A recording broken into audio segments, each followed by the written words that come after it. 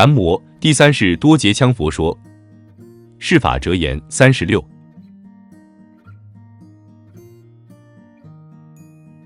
大德之成，威德累至；公路之长，点面砂石之慧。如欲成德，弗乎小品之行。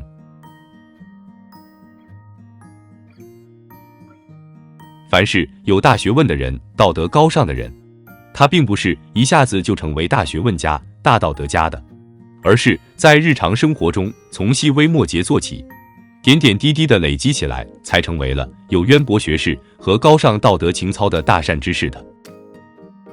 正如公路虽然又宽又长，实际上它是由很小的沙粒和石头汇聚在一起，逐步垒起来的。我们人也一样，要成为大德，绝不能忽视小品、小节的善意行为，枝节上都得注意，包括言语行为、心地、微妙的意识上都得注意，修养自己的道德品质，最后才能成真正的大德。感谢您的收看，欢迎订阅、按赞、留言及分享我们的频道。